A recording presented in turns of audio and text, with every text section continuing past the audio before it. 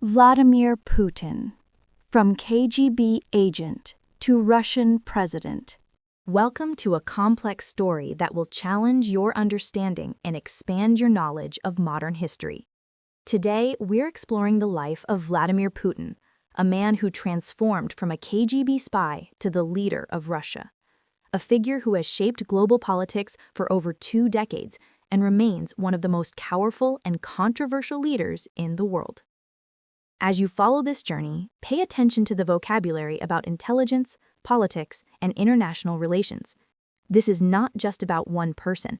It's about understanding how power works, how nations change, and how one individual's decisions can affect millions of lives. So prepare yourself, approach this with critical thinking, and let's explore a life that continues to shape our world today. This story will improve your listening skills, expand your political vocabulary, and show you that leadership can take many forms. Whether you view him as a strong leader or an authoritarian ruler, Putin's rise from poverty in Soviet Leningrad to the Kremlin is a lesson in ambition, strategy, and the complex nature of power. Act 1. The Boy from Leningrad. Vladimir Vladimirovich Putin was born on October 7, 1952, in Leningrad, which is now called St. Petersburg. His parents, Vladimir Spiridonovich Putin and Maria Ivanovna Shilimova, were ordinary Soviet citizens who had survived extraordinary hardship. Putin's father had fought in World War II and was severely wounded. His mother had nearly starved to death during the Nazi siege of Leningrad, which lasted 872 days and killed over 1 million people. The war shaped his parents deeply, and they passed that trauma and toughness to their son. When Vladimir was born, his family lived in a communal apartment, a cramped space shared with several other families.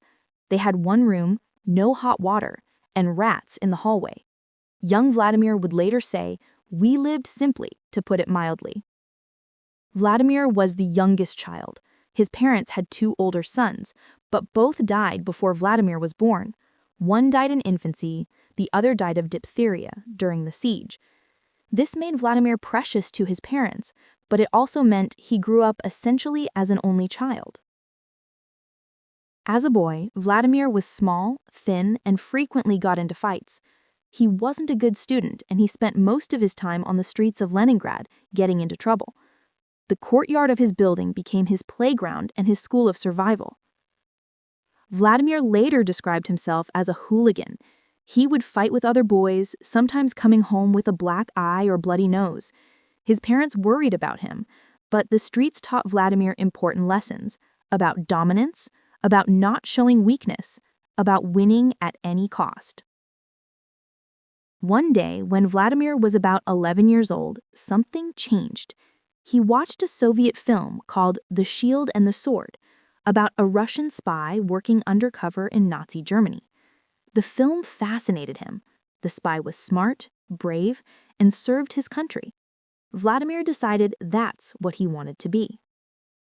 He later said, "I was a pure and utterly successful product of Soviet patriotic education."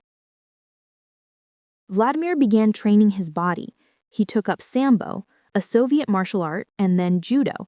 He practiced constantly, developing discipline, strength, and the ability to read opponents.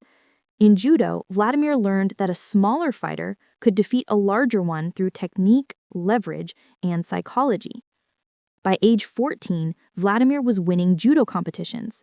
He earned his black belt, and the sport taught him lessons he would carry forever: patience, timing, the importance of balance, and how to use an opponent's strength against them. Vladimir also improved at school. He realized that if he wanted to join the KGB, the Soviet intelligence agency, he needed good grades. He focused on his studies, particularly languages and history. When Vladimir was 16, he did something bold. He walked into the Leningrad KGB headquarters and asked how he could become a spy. The officers were surprised by this teenager's directness. They told him he needed to either study law or serve in the military. Vladimir chose law. In 1970, at age 20, He enrolled in Leningrad State University to study law. He was focused and determined. He knew exactly what he wanted. At university, Vladimir was serious and reserved. He didn't party like other students. He studied, he practiced judo, he prepared for his future career. One professor remembered him as a good student, but not exceptional. However, the professor noticed Vladimir had an excellent memory and could analyze situations quickly. In 1975, at age 25, Vladimir graduated from university and immediately joined the KGB. His dream had come true. Act 2. The Spy Years. Joining the KGB in 1975 was a prestigious achievement. The KGB was the Soviet Union's main security and intelligence agency. It was powerful, feared, and secretive. Being accepted meant Vladimir had passed rigorous background checks, psychological tests, and interviews. Vladimir's first assignment was in counterintelligence in Leningrad. He worked monitoring foreign visitors and tracking potential spies. It wasn't glamorous work, but it taught him how to gather information, how to read people, and how to maintain secrets. In 1983, Vladimir was sent to the KGB Academy in Moscow, known as the Red Banner Institute. There, he received advanced training in intelligence methods, foreign languages, and operational tactics. He studied German intensively because his next assignment would be in East Germany. In 1985, at age 35, Vladimir was posted to Dresden in East Germany. East Germany was a communist country allied with the Soviet Union. Vladimir worked undercover. His official title was Director of the Soviet German House, but his real job was intelligence gathering. Vladimir's time in Dresden was relatively quiet. He recruited informants, he collected information about West Germany and NATO, and he lived a normal, middle-class life with his wife Ludmila, whom he had married in 1983, and their two daughters, Maria and Katerina. Vladimir later admitted he was never a super spy. He never had dramatic missions or dangerous adventures, but the experience shaped him. He learned how to operate in foreign countries, how to build networks of contacts, and how to stay patient and strategic. Then, in 1989, everything changed. The Berlin Wall fell. Communist regimes across Eastern Europe collapsed. The Soviet Empire was crumbling. Vladimir watched protesters surround his KGB office in Dresden. He called for backup from Soviet military headquarters in Germany. The response he received shocked him. Moscow was silent. Vladimir realized at that moment that the Soviet Union was dying and nobody was going to save it. This experience profoundly affected him. He later said the collapse of the Soviet Union was the greatest geopolitical catastrophe of the 20th century. In 1990, Vladimir returned to Leningrad. His KGB career seemed over. The Soviet Union was in chaos, the economy was collapsing, life savings were wiped out, crime exploded, and oligarchs, super wealthy businessmen who gained control of massive wealth and resources. Leningrad was renamed back to St. Petersburg, and Sobchak became the first democratically elected mayor. Vladimir served as his deputy in charge of foreign relations. Vladimir worked to attract foreign investment to the struggling city. He dealt with business leaders, with criminals who controlled parts of the economy, and with the complex politics of the new Russia. Corruption was everywhere, and Vladimir learned how the system worked. In 1996, Sobchak lost his re-election campaign. There were accusations of corruption, and investigations began. Vladimir remained loyal to his former boss, helping him flee to Paris to avoid prosecution. This loyalty was noticed by people in Moscow. In 1996, Vladimir moved to Moscow to work in the Kremlin, the seat of Russian government. He took positions in the Presidential Property Management Department and then in the Federal Security Service, the FSB, which was the successor to the KGB. Vladimir was quiet, efficient, and loyal, qualities that were rare in the chaotic, backstabbing world of 1990s Russian politics. Russian President Boris Yeltsin noticed him. In 1998, Yeltsin appointed Vladimir as director of the FSB, The same intelligence agency Vladimir had joined 25 years earlier, now he was in charge. In August 1999, Yeltsin made a stunning announcement. He appointed Vladimir Putin as Prime Minister of Russia. Putin was virtually unknown to the Russian public. Most people asked, Putin, who is he? But Yeltsin saw something in Putin: reliability, toughness, and the ability to protect Yeltsin's interests. As the president's health declined, Yeltsin needed someone he could trust. Just weeks after becoming prime minister, Russia faced a crisis. Apartment buildings in Moscow and other cities were bombed, killing nearly 200 people. The government blamed Chechen terrorists from the Restiv Chechen Republic in southern Russia. Putin responded with force. He launched the Second Chechen War, sending Russian military forces to Chechnya with overwhelming power. Putin promised to pursue terrorists everywhere, even famously saying, "We will wipe them out in the outhouse if we have to." The Russian public responded positively. After years of chaos, weakness, and humiliation, they saw Putin as strong, decisive, a leader who would restore order. Putin's popularity soared. In December 1999, on New Year's Eve, Boris Yeltsin made a shocking announcement. He resigned and named Vladimir Putin as acting president of Russia. Putin was 47 years old. 6 months earlier, almost nobody in Russia knew who he was. Now, he was the president. In March 2000, Putin won the presidential election with 53% of the vote. He promised to strengthen the state, fight corruption, and restore Russia's power and prestige. Act 4. Consolidating control. When Putin became president, Russia was weak. The economy was struggling, oligarchs controlled vast wealth and wielded political power. Regional governors operated like independent rulers, and Chechnya was in rebellion. Putin set out to change this. He called his approach creating a vertical of power, meaning strengthening the central government's control over all aspects of Russian society. Putin's first target was the oligarchs, the super-wealthy businessmen who gained control of Russia's natural resources during the chaotic 1990s privatizations. Putin made them a deal: stay out of politics and you can keep your wealth. Interfere and you will face consequences. Most oligarchs accepted this arrangement, but one did not: Mikhail Khodorkovsky, the richest man in Russia and owner of the Yukos oil company. Khodorkovsky funded opposition parties and criticized Putin publicly. In 2003, Putin struck back. Khodorkovsky was arrested and charged with fraud and tax evasion. He was convicted and sent to prison for 10 years. His company was seized and sold off, mostly to state-controlled firms. The message was clear: Putin was in charge, not the oligarchs. Putin also centralized political power. He changed how regional governors were selected. Instead of being elected, they would be appointed by the president. Putin took control of television networks, ensuring that most Russians saw news favorable to the government.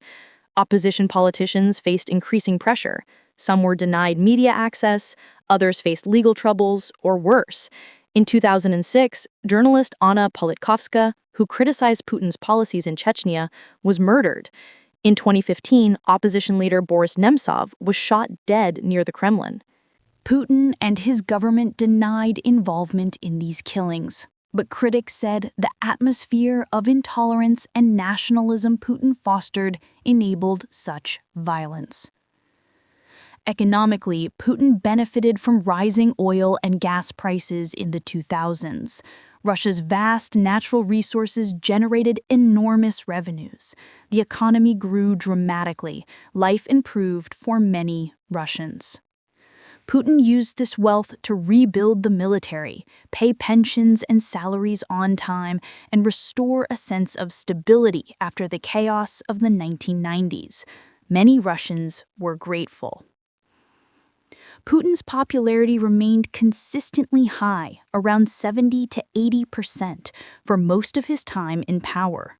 Critics in the West said this was because he controlled the media, suppressed opposition, and created a climate of fear.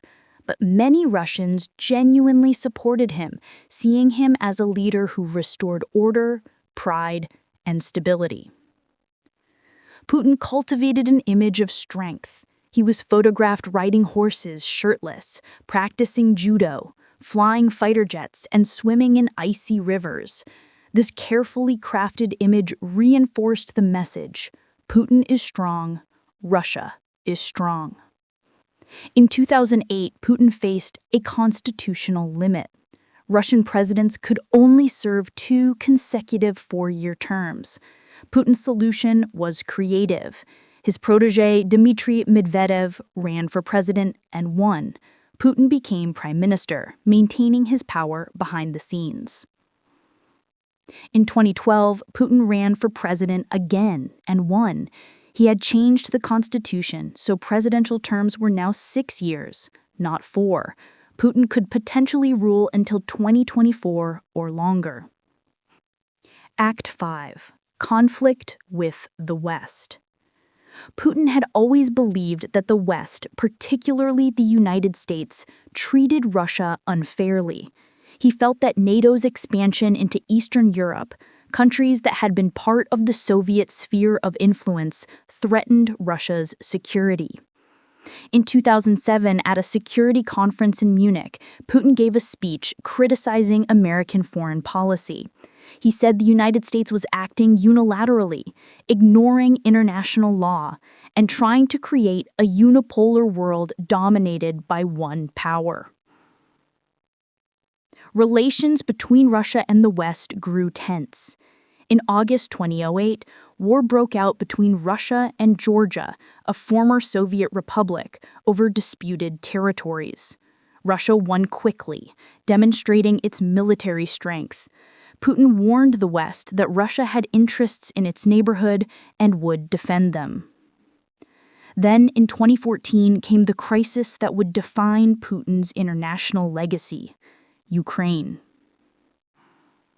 Ukraine had been part of the Soviet Union, but became independent in 1991. It maintained close ties with Russia, but also looked toward Europe. In late 2013, massive protests in Ukraine, known as the Euromaidan, demanded closer ties with the European Union. In February 2014, Ukraine's pro-Russian president fled the country. A new pro-Western government took power. Putin saw this as a Western-backed coup threatening Russian interests. Putin responded decisively. In March 2014, Russian forces without insignia appeared in Crimea, a Ukrainian peninsula with a majority Russian population. Within weeks, Crimea held a referendum and Russia annexed it. The West was shocked. The United States and European Union imposed sanctions on Russia, condemning the annexation as illegal. Putin said he was protecting ethnic Russians and that Crimea had historically been Russian. Simultaneously, pro-Russian separatists, backed by Russia, began fighting in eastern Ukraine in the Donbas region, a war that would kill over 14,000 people over the next 8 years. Putin's actions in Ukraine made him a pariah in the West. He was excluded from G8 meetings, Russia was sanctioned, and Putin was portrayed as an aggressive, authoritarian leader. But in Russia, Putin's popularity soared to over 85%. Many Russians saw the annexation of Crimea as righting a historical wrong and standing up to the West. In 2015, Putin intervened in the Syrian civil war, supporting President Bashar al-Assad with airstrikes and military advisors. Russia's intervention turned the tide of the war, helping Assad's government survive.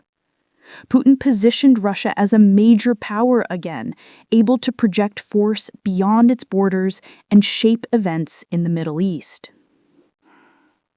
In 2016, U.S. intelligence agencies concluded that Russia had interfered in the American presidential election, using cyber operations and disinformation to help Donald Trump win. Putin denied this, but the accusation further damaged U.S.-Russia relations. Putin seemed to be challenging the American-led international order at every opportunity, supporting authoritarian leaders, undermining democratic institutions, and using energy resources as political leverage. In 2021, Putin began amassing Russian troops on Ukraine's border. Over 100,000 soldiers, tanks, aircraft. He claimed this was just military exercises, but the world watched nervously. Putin had grievances. He believed NATO was encircling Russia.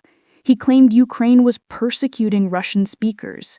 He insisted Ukraine was historically part of Russia, not a separate nation. In February 2024, Putin made a decision that would shock the world. He ordered a full-scale invasion of Ukraine. Russian forces attacked from 3 directions, aiming to quickly capture Kyiv, the capital, and overthrow Ukraine's government. Putin apparently believed Ukrainian resistance would be minimal and the government would collapse within days. He was wrong. Ukrainian forces fought back fiercely. President Vladimir Zelensky remained in Kyiv, rallying his people. The West responded with unprecedented sanctions, cutting Russia off from much of the global economy and providing billions of dollars in military aid to Ukraine. The war that Putin expected to win quickly became a grinding conflict. Russian forces were pushed back from Kyiv, they suffered heavy casualties, and failed to achieve quick victory. The war had devastating consequences. Thousands of soldiers on both sides were killed, tens of thousands of civilians died or were injured, millions of Ukrainians became refugees, cities were destroyed, and the global economy was disrupted. Putin justified the invasion, claiming he was conducting a special military operation to demilitarize Ukraine and protect Russian speakers. But much of the world saw it as an illegal war of aggression. In March 2023, the International Criminal Court issued an arrest warrant for Putin, accusing him of war crimes, specifically the illegal deportation of Ukrainian children to Russia. Putin became increasingly isolated internationally. He could no longer travel to most countries without risk of arrest. Russia's economy suffered under sanctions, and hundreds of thousands of Russians fled the country to avoid military mobilization. The war dragged on through 2023 and into 2024. Neither side could achieve decisive victory. Ukraine held on with Western support. Russia controlled roughly 20% of Ukrainian territory, but could not break Ukrainian resistance.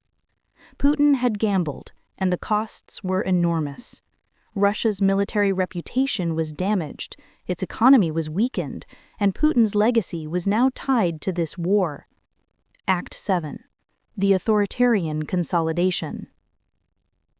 As the Ukraine war continued, Putin tightened his grip on Russia.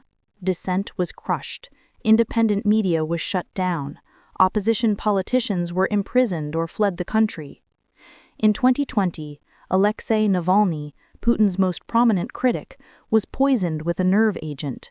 He survived after treatment in Germany, but when he returned to Russia in 2021, he was immediately arrested. Navalny was sentenced to decades in prison on charges widely seen as politically motivated. In February 2024, Navalny died in a remote Arctic prison colony. Russian authorities said he died of natural causes, but his supporters blamed Putin.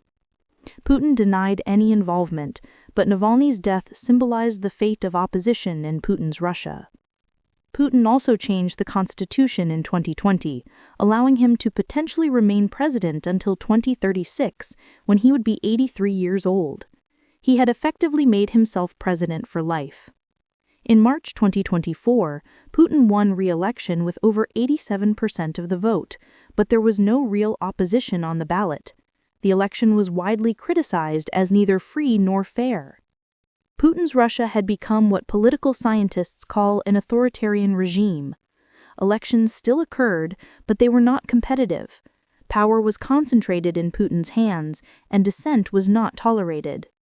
Supporters argued Putin brought stability, economic growth, and restored Russia's status as a great power. Critics said he destroyed democracy, enriched himself and his allies, and led Russia into a disastrous war. The lessons from Putin's life. What can we learn from Vladimir Putin's extraordinary journey from Soviet poverty to the Kremlin? Here are the most important lessons. Lesson 1. Patience and strategy win over impulsiveness. Putin spent decades preparing for power as a KGB officer, as Sobchak's deputy, as FSB director. He learned, observed, and waited for his moment. When opportunity came, he was ready. This teaches us that success often requires patience, careful planning, and being prepared when your moment arrives. Lesson 2. Controlling information is controlling power. Putin's first actions as president was taking control of television networks. He understood that in modern society, whoever controls the media narrative controls public opinion. Whether you view this as smart strategy or dangerous authoritarianism, it demonstrates the power of information. Lesson 3.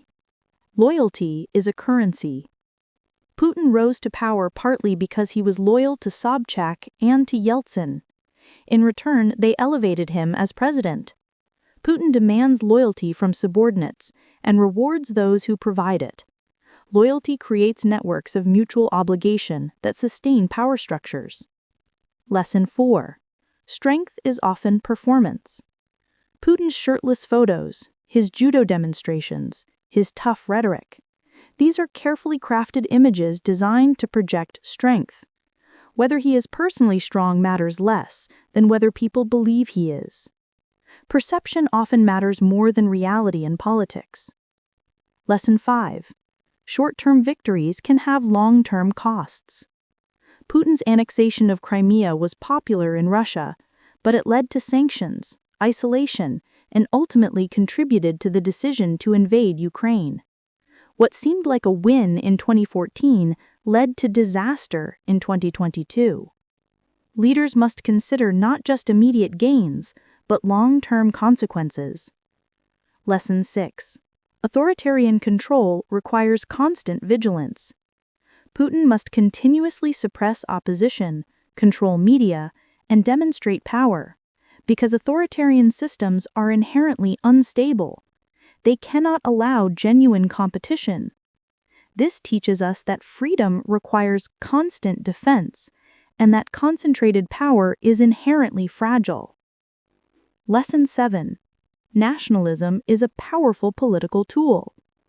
Putin successfully used Russian nationalism, pride in Russia's history, and resentment of the West to build support. His message that Russia is a great power under siege resonated.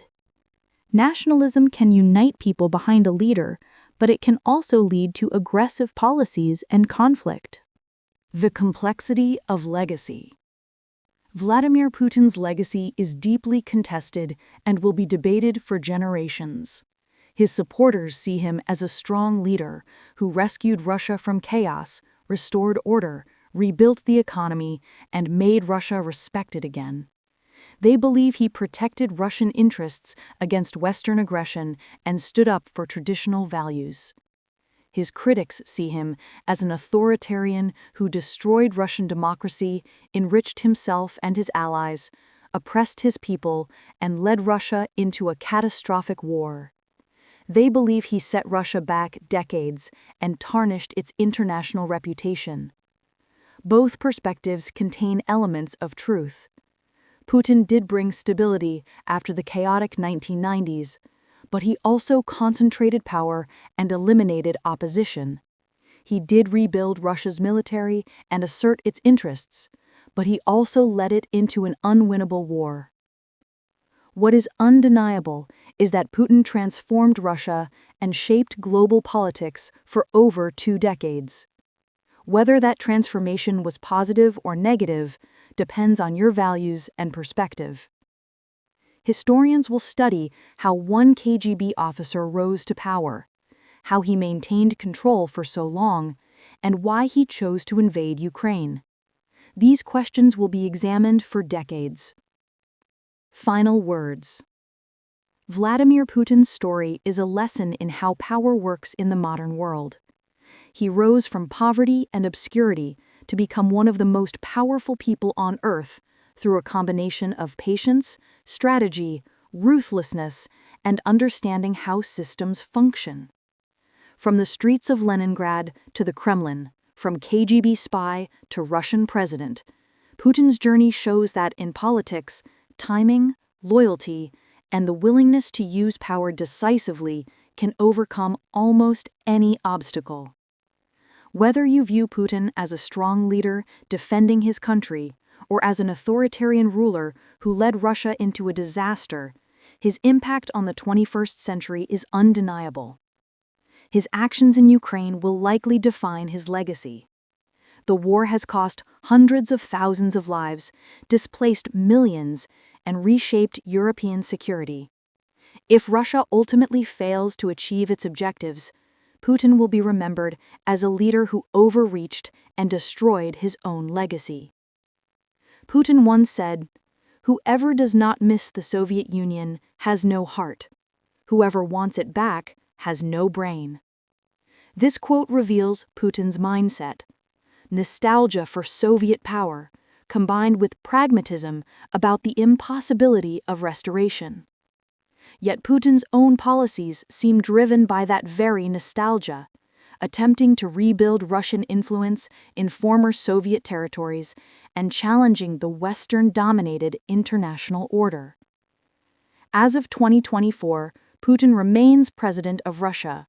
The war in Ukraine continues, and Russia's future remains uncertain. Putin is now in his 70s, and questions about succession and Russia's direction after Putin are beginning to emerge. The final chapter of Putin's story has not yet been written, but the chapters already written show a man who rose from nothing, who mastered the art of power, who restored Russia's strength and pride, and who ultimately led his country into a disastrous war that may define his legacy above all else. Putin's life teaches us that power is complex, that leadership can take many forms, and that the choices leaders make have consequences that echo across generations. Whether those consequences are ultimately judged as positive or negative depends on values, perspective, and which side of history you stand on. One thing is certain: Vladimir Putin's journey from the communal apartments of Leningrad to the halls of the Kremlin is one of the most remarkable political stories of our time. And understanding it is essential to understanding the world we live in today.